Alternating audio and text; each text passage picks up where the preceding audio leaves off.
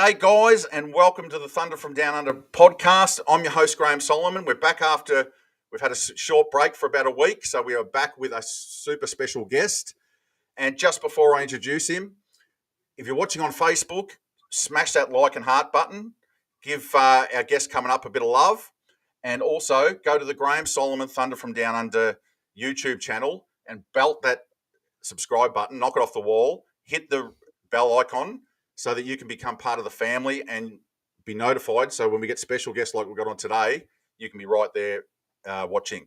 Now, our guest today is a seasoned investor, a seasoned wholesaler, an educator. He's, I think, got something like 939 videos along with his partner on the YouTube channel Flip with Rick. And I think they've got about 40,000 members now in Wholesaling Houses for Real.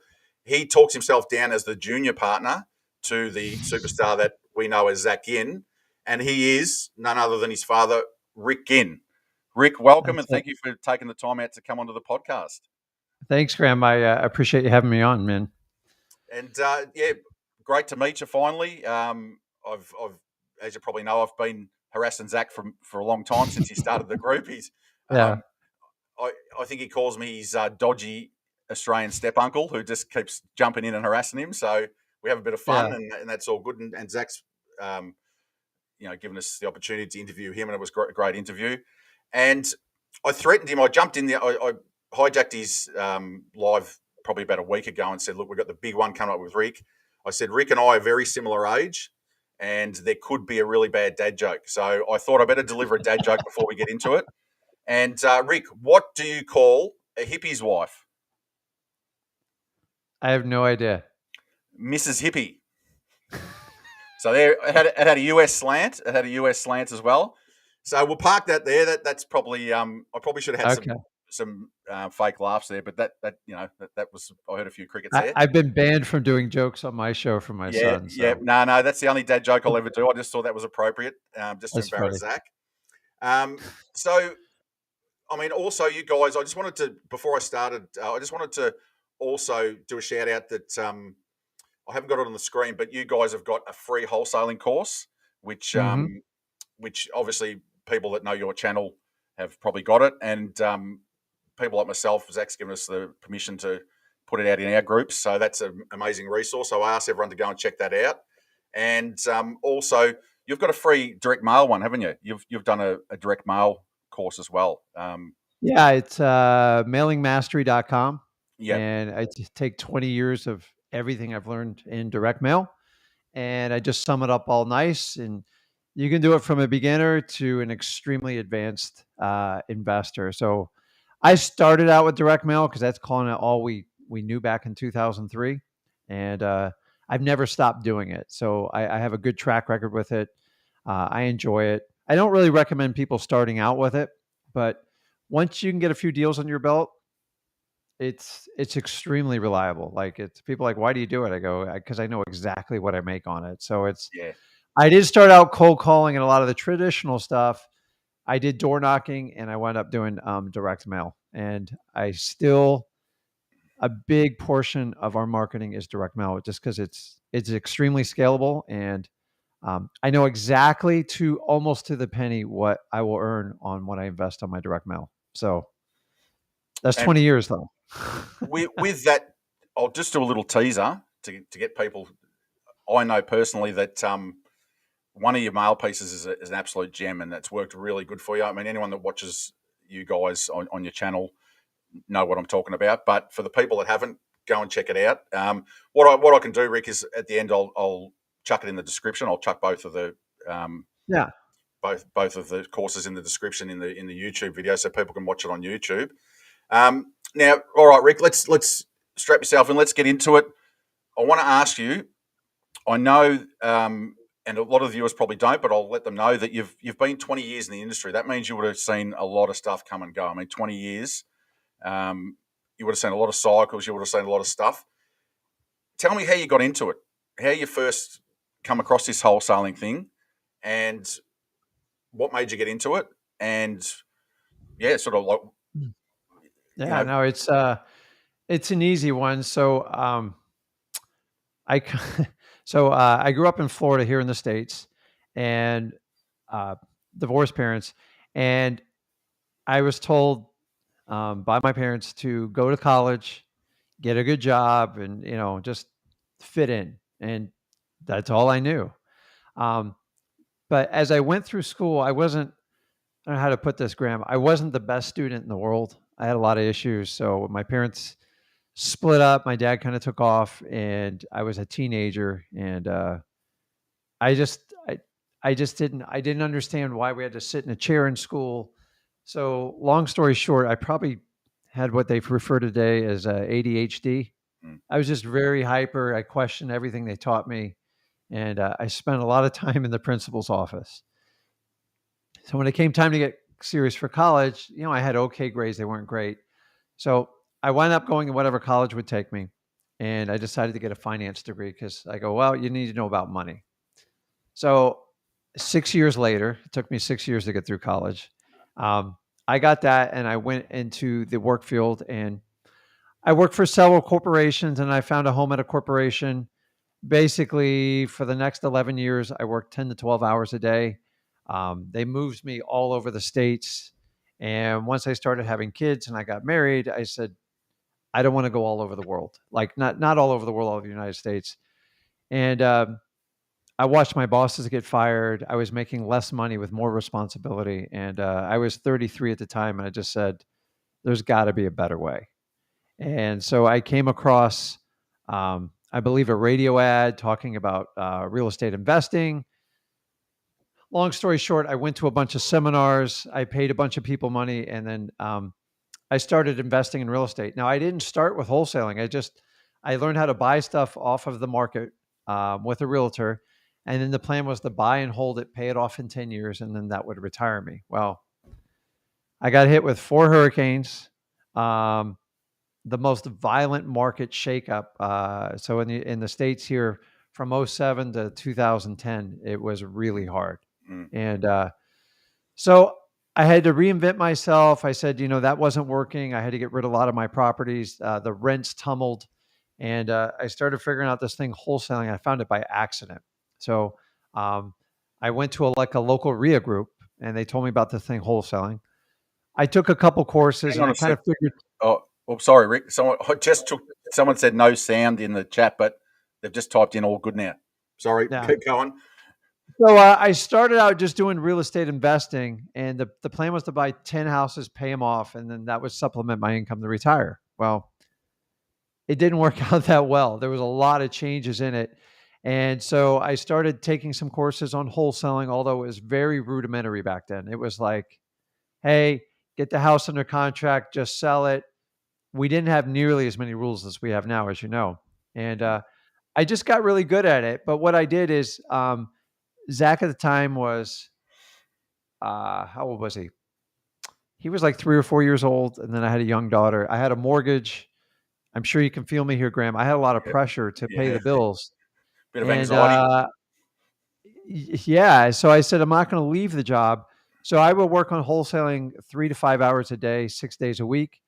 And then I did my regular corporate job. And it took me about 5 or 6 months. And I made, I put aside 1 year salary.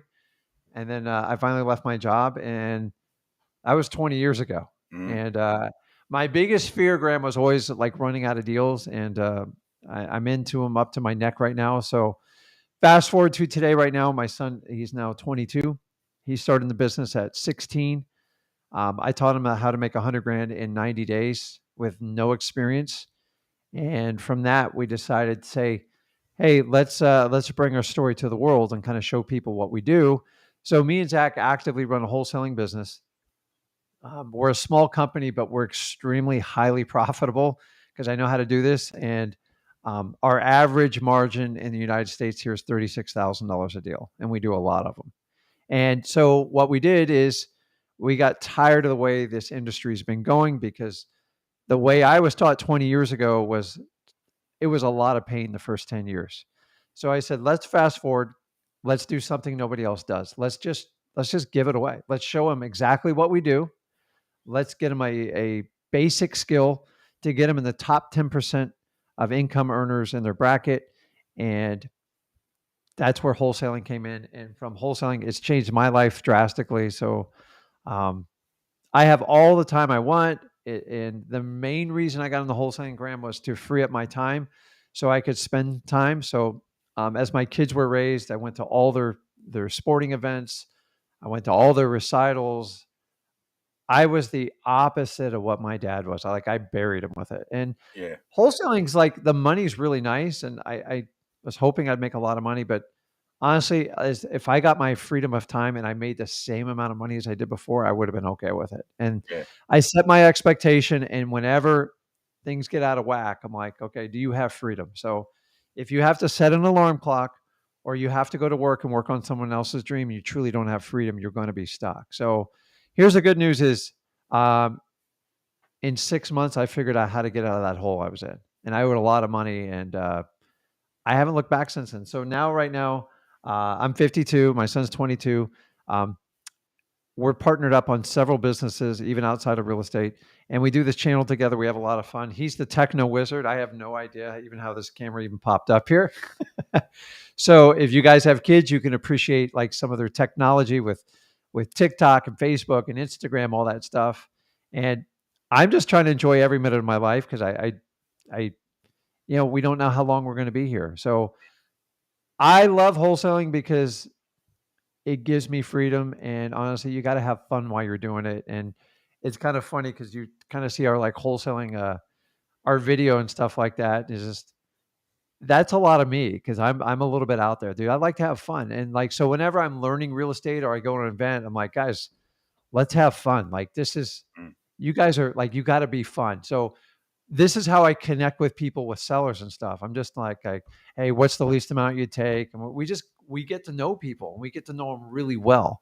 And me and you spent some time even before we did this interview. It's just how I operate. So it's like if I wouldn't Yeah. have you over for dinner to spend time with me, like I don't want to invest time with you. There's a million people on this earth. So I want to Mm. connect with people that are like-minded and have fun. And if you got anybody who's even exploring and thinking about wholesaling, it literally saved my life. It's made a tremendous difference in my son's life. And then, my wife, I've been married 25 years, and she's like, I've never seen anything like what you did. Mm. And her parents thought I was crazy. Can you relate, Graham? They literally thought Well, I was crazy. well, And now I look back, I'm like, am I crazy now? Because I take care of your daughter better than any man could. I take care of you guys. I take care of everybody. I had a plan and a vision. It seemed a little risky at the time, but that's it. That's my story. So I'm still actively wholesaling, and I'm one of these crazy people that absolutely just loves the business. I'm Is that just hang on a yours? sec. I'm going to have to throw the cat out. Hang on a sec. This is an awkward moment in the podcast. Hang on a sec. I'll just.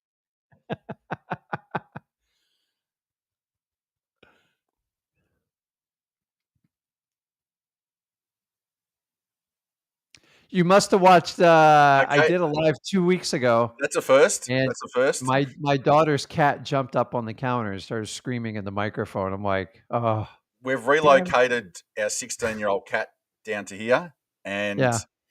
she sleeps and seems to wake up every time I do a podcast. So it's amazing. But anyway, I got rid of the Thunder thing on my TV screen and put the flag up because that is Zach and I. We used to that was our thing. I saw you had the American flag back up, and so I Yeah. put the American flag back up because I used to hang one at the other place I was at when I first started with Zach in the background because I love that about you guys having your flag up. So that's pretty cool. I thought maybe that might have been Zach saying no sound guys because I can't actually see who it is.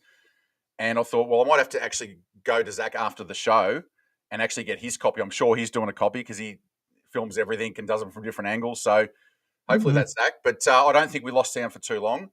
We've had no sound, a cat, but we're getting through, Rick. So that's what you learn from improvising from wholesaling. And Yeah. so the next question I was sort of going to ask you, I mean, 6 months, that's pretty good to put that money aside and be able to leave your job in 6 months. I mean, I think anyone, and that's 20 years ago. So I think Mhm. anyone this day and age, if you said 6 months and you leave your job and have that much money in the bank, would take it in this day and age. But 20 years ago, I mean, the risk that you took 20 years ago, is amazing because people would have. I mean, a lot of people don't really know what it is now, wholesaling, sort of out in the bigger market, do they? So imagine it must have been pretty scary 20 years ago saying, "Oh, I'm quitting my job. I'm going to do this." And like you said, the mother and father-in-law would have had the stiff eyebrow looking at you saying, you know, what's going on here?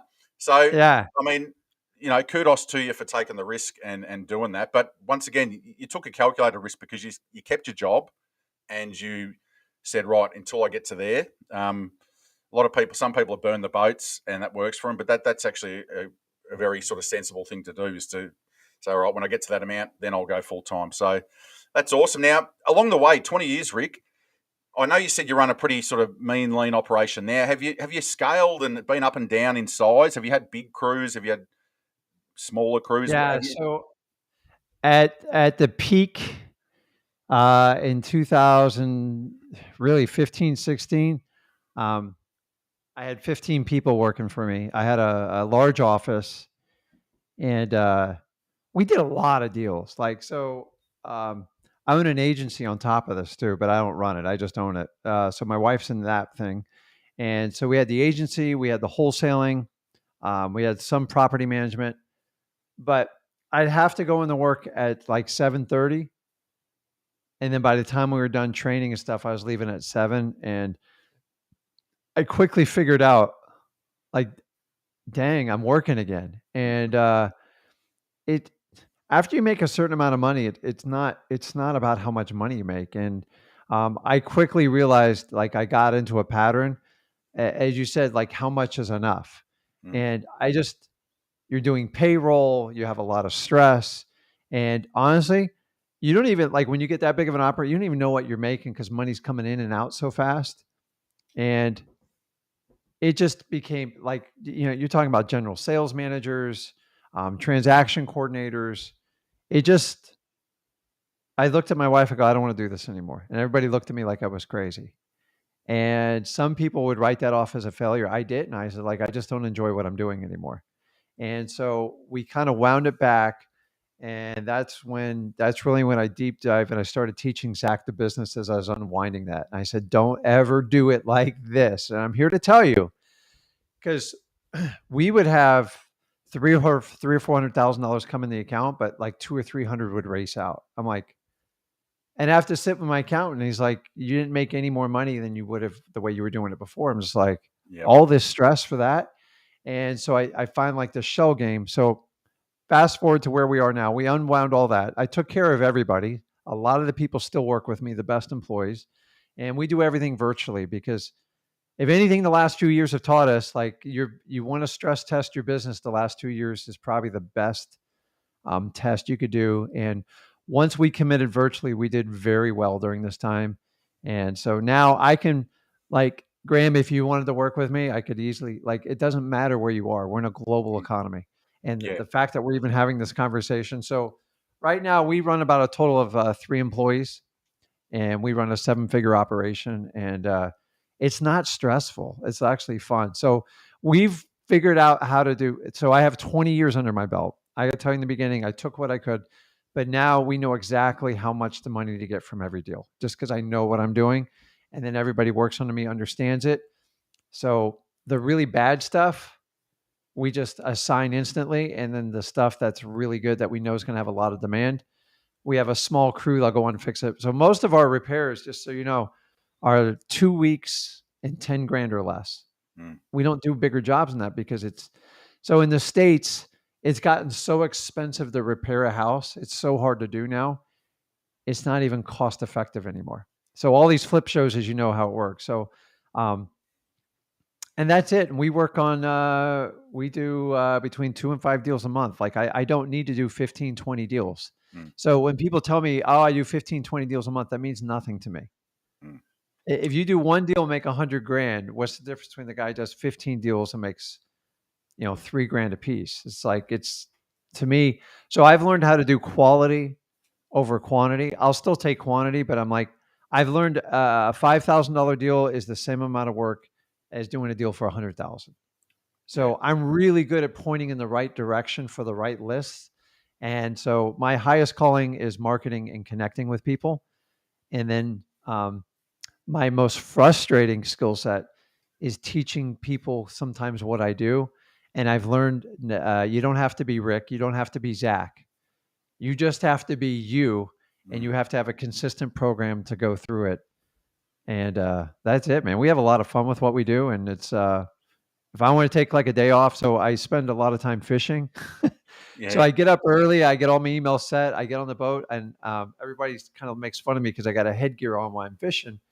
It's just so if, like somebody needs me, they can call me, but they know what to do. And then I get back in the afternoon, clean up, and just we update all the files, and we have a lot of fun. And then usually one day a week, I hop in the car and we go work on deals. So my favorite mm, thing is me and Zach to get in a car to see who can close somebody. And he yeah, thinks he's a better yeah. closer than me. And to be honest, he probably is now Bit of because healthy I'm rusty. I'm competition. rusty. Bit of healthy Yeah, yeah, competition there. So, yeah. like, We do that. you've been through 20 years of market cycles. You've seen sort of all those. So you've been able to, like you said, do deals through all market cycles.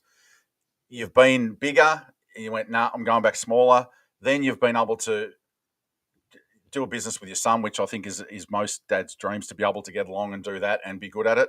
So you're in a happy place, and on top of that, you get to do YouTube videos and all this sort of stuff, which is a bit of fun as well. So I totally agree with you, Rick. Like, I was taught from a very young age in the trade business, you spend a lot of time on the job, so you got to enjoy it. You got to have fun. You got to have fun. So Mhm. I was just lucky enough to work with a guy that drummed that into us, an old Scottish guy when I was a kid, and I've always run by that no matter what I'm doing. So that's a thunderbolt there. We call them thunderbolts on the show, Rick, where Okay. not gold nuggets, and I like that. that we just dropped a thunderbolt. So that's you've got to enjoy yourself. And another thing you said too, which just hit me right in the ears, was you also said that you've got to be yourself. You've got to be yourself. There's no, and that also goes, I guess, and you can elaborate on this a bit more. If you've got certain skill sets, stop trying to be good at something you're really bad at, and really focus and be really good at what you're good at. So, and what I mean by that is, like, if you're really good at acquisitions, just spend more time on Mm. the phone and become a master of that. Because although you have to work on other areas, if you're yourself and you actually you know, use your strengths, you're a bit more of a Mhm. powerful unit. And I mean, you've been doing it for 20 years, so you could elaborate on that, couldn't you? Yeah. So it's With yours. I always tell people whenever you start wholesaling, I just believe there's wholesaling before you read any materials or do anything, just take a sheet of paper and write down why you're doing it. And if you don't have a clear conviction, you're most likely going to fail. I This goes for almost anything you do, by the way. This is general life. This is like dad philosophy. So you got to write down why, because I had a good, safe job. I did everything. I did exactly what my parents taught me to do. I just wasn't happy. It was miserable. And I looked around and everybody was miserable. And I saw a study that came out yesterday. They said 70% of the American population, and this probably goes probably a lot in your country too, is they're miserable in what they're doing. They just go through the mechanics of it. So 70% of the people around you are miserable in their job, but nobody wants to do anything about it. You got like, what the heck's going on? Everyone's scared. They don't like to get uncomfortable. So I made that leap. I knew my why was just to spend more time with my family. It was like really simple, one word sentence, expanded. And what I did, a little hint is I took my bathroom mirror. So I assume you got a bathroom mirror, right, Graham? Yeah, yep. I've broken a few because Take an erasable dry marker, not a permanent one, and write your why on there. And you got to look at it every day. So you can't avoid it. It gets really annoying and you figure it out. So I looked at it for a week before I actually took any action on wholesaling. And I did it. And then I found out, what am I really good at? And it's so funny because people you ask yourself, what am I really good at? Like a lot of people don't know what they're good at, even though you've been on this earth so long. So here's a little skill set. Just ask your family member, your kids mostly, kids are brutally honest and tell me, what's the one thing you really like about dad, other than just me being your dad? And they'll just tell you point blank, you're funny, man. Like or like you spend a lot of time with us, you get to know us. And so if you want to know what your superpower is, because God made us all extremely different and he did it for a reason. Okay. Ask your family members what your superpower is and just shut up. Let them tell you, you don't say it, and they will tell you. And it's true. You just you want someone to acknowledge it. So once you know what your superpower is, mine's always been the ability to connect with people and just being authentic. And that's all I try to drive on my YouTube channel, everything I do with people. Like, this is what I do. When you meet me off camera, this is who I am. There's not like this wardrobe doesn't come off. So I think we have a problem in society where everyone's trying to literally duplicate everybody, especially in the wholesaling industry. Like, I wore a jacket and a suit for 11 years. I hated every day of it. The only way you're getting me in a jacket and suit, someone's got to get married or someone's got to die. And even then I protested. Mm. So when people go on stage with their jackets and all this, I'm just like, I don't get it. Like, what makes you so, I don't know, man. I just think people stop taking humble pie. They believe themselves too much. And I think if we're all unique and we be who we're supposed to be, God will put you in the place to make you thrive. And this isn't a religious statement. It's just true. Like, we're all different. You and me Mm. are very different. We're on the Mm. opposite sides of the world. And here we are connecting with a common theme of wholesaling. Like, Mm. how can that be? And Mm. I try to tell people, like, stop trying to, you don't need to be Rick. You don't need to be Zach. Just go out and be you, because the world needs you. And I get people like, oh, Rick, I don't know how to sell. I go, wholesaling has nothing to do with selling. I'm here to tell you it hasn't. It's only about helping people out and solving problems. So many people in this business, Graham, think we need to be these slick salesmen. I hate that stuff, man. Mm. Like, Yeah. just be yourself, be authentic, find out what your superpower is, and bring it forthright. And here's the biggest hint I can give you right now. In wholesaling specifically, lose your ego. If you lose your ego, you can do amazing things in this business. Your ego is the part of your brain that always wants to tell you you're right, no matter, even when you know you're wrong. And the minute you can lose your ego, amazing things will happen to you. Most of the problem in our wholesaling business is people's egos are just so big. They're like, Mm. oh, look how big I am. Look how many followers.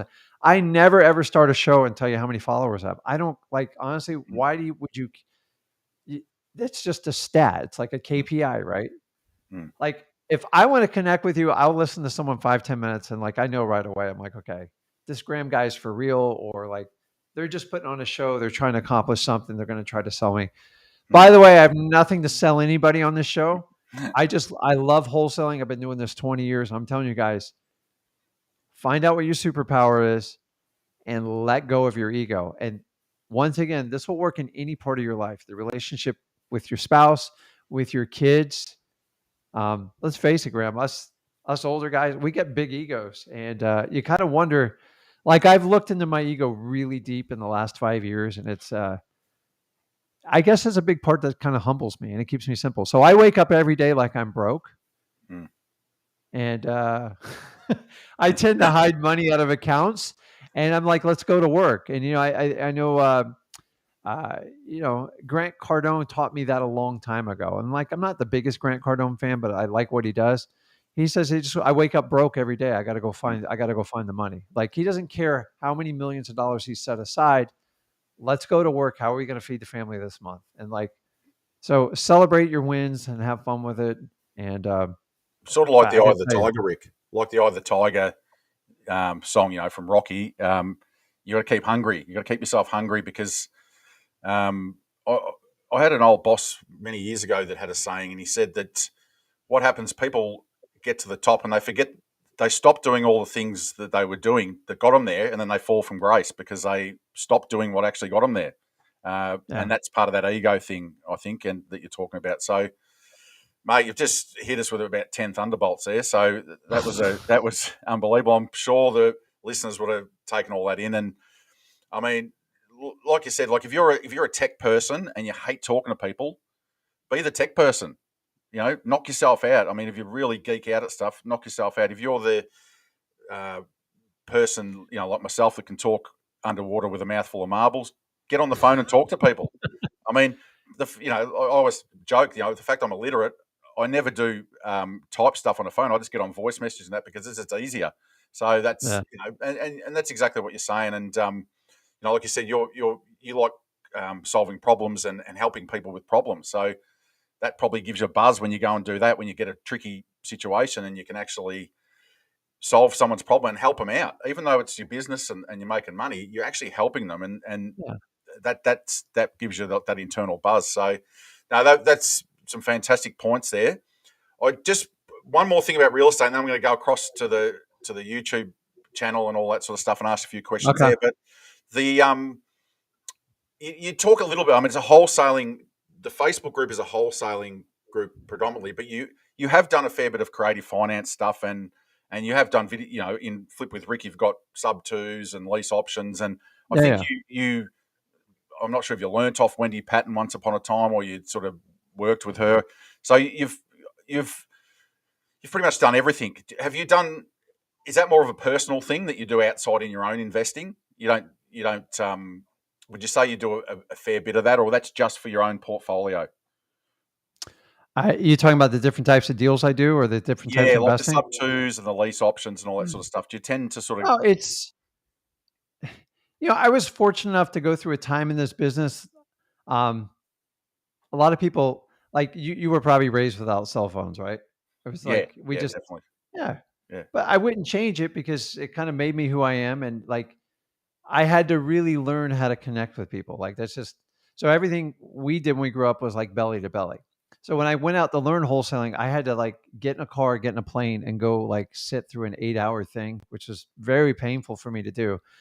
And that's how I would find like the Wendy Pattons and stuff like that. But I liked it. There were small, intimate crowds. People actually knew what they were doing.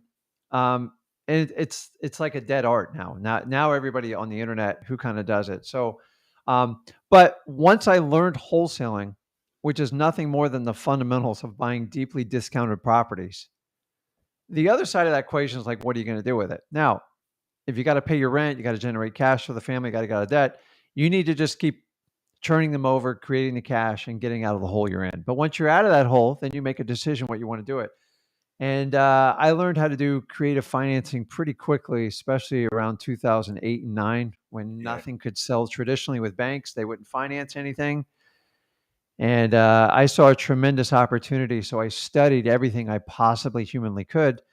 And I just started taking over properties subject to full disclosure. I had no idea what I was doing. I just knew like I'd get waterfront houses. So I once bought a house. Um, it was in a short sale situation, so I figured out how to flip short sales when nobody else was doing it. And I bought it for $300,000. Had a $3 million mortgage on it, and they go, "We'll give it to you for 300,000." I could be like, "You got to be kidding me!" Like, so we figured out how to like get our way through it, and then I had to go get the money to do it, and I put it up, and I sold it, and I made a lot of money. But like, I looked back a year ago, it sold for $7 million. mm, And all I had to wait was 5 years. So it kind of opened my eyes up. So I'm more of a long-term player now. We cherry pick stuff for a portfolio. Me and Zach partner up on a lot of it because I love creative financing. I'm a big advocate of learning wholesaling first mm, because that's where all the deals come from, and then you can decide what to yeah, do. So, I love probates. Probate's one of my favorite things in the world. And if you guys are ever looking for good creative financing deals, probate's the best place to find them because a deceased person who has a mortgage note in the United States, it's so easy to take over that mortgage. mm, And what's the family going to say? There's no risk to them. They don't care. And you don't have to go out and get a lot of money. And I took over a ton of them doing it that way. Um, so I'm open to doing anything. It's like you constantly learn in this business. So yeah, always start out wholesaling and understand the fundamentals of how to market and find really good deals. And then the backside is you can figure like, do you want to hold some for cash flow? Yeah. Well, I had almost 40 properties at once, about lost my mind and sold them all. mm, I hate the management part of real estate. I really do. It's yeah, like, so even like subject to, you have a certain responsibility and obligation and you have to follow through in it. mm, And so I've learned to hire people to help me out with it because not only we have to manage the tenants, we have to manage the payments, we have to stay in full compliance. It's a lot of work. So yeah, I'll take a property down any way I can. It's just sometimes I'm a student learning like everybody else. Like I don't know it all. Like I have 20 years. Like I'm like I didn't know you could do that. You could do this. You can do that. Um, but when the markets change and stuff, creative financing is really really attractive. Creative financing has become really popular in the last few years, but um, I'm old school when it comes to creative financing. I believe you should cash flow from day one when you take over a property. And I see a lot of people taking unnecessary risks right now. Yep. And it concerns me in the market. But so I do teach it at freewholesaling.com, but we find all our deals in wholesaling and then you decide how you want to take it down.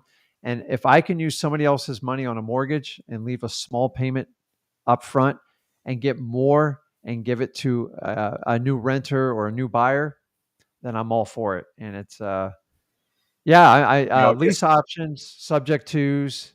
Um, I've got a little bit of everything. So Yeah. I like apartments the best because a lot of times the management's built in, it's fun, but apartments have got challenging here in the United States. So we predominantly do single family residential, and that's kind of it, Yeah, Mo. I was gonna say it.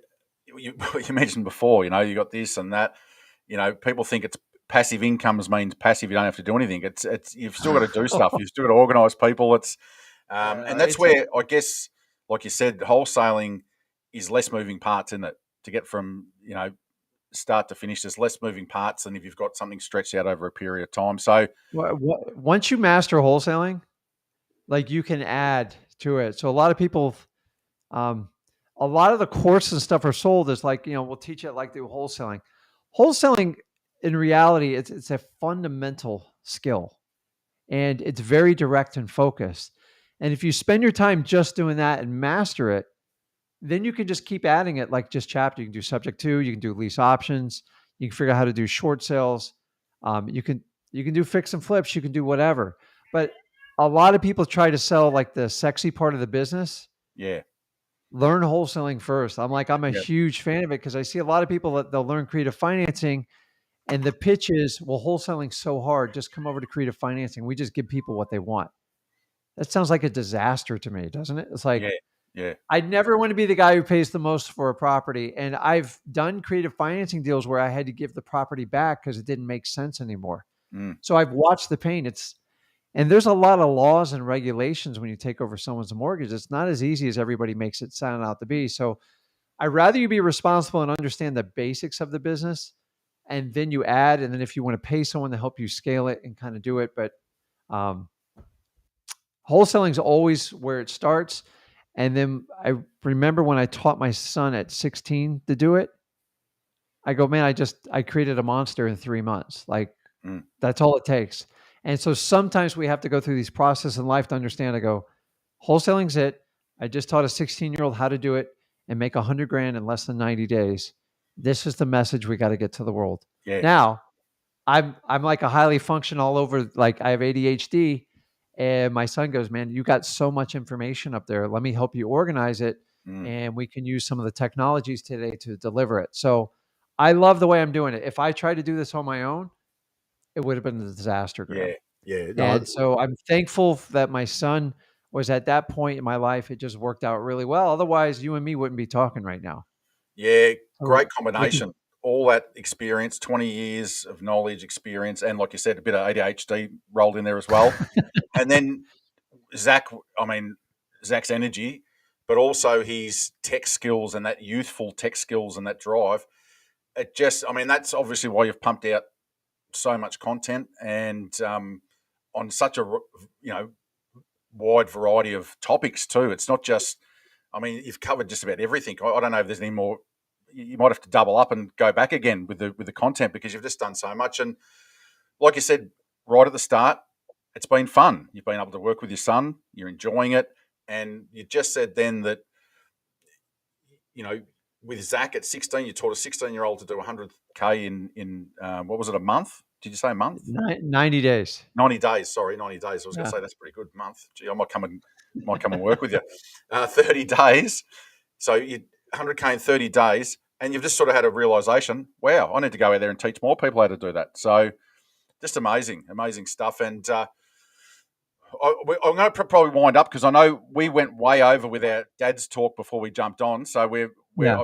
I know you've got to jump off in about 5 minutes. So I'll leave it there. I was going to ask you a bit about the YouTube channel, but that's okay, Rick. I think you've dropped a few thunderbolts, so that'll be enough for now. But it's been a pleasure talking to you.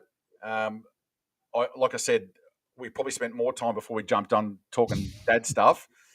But I'm sure that if people go back and watch and listen really carefully to Rick, he hits all the key points that you need to focus on.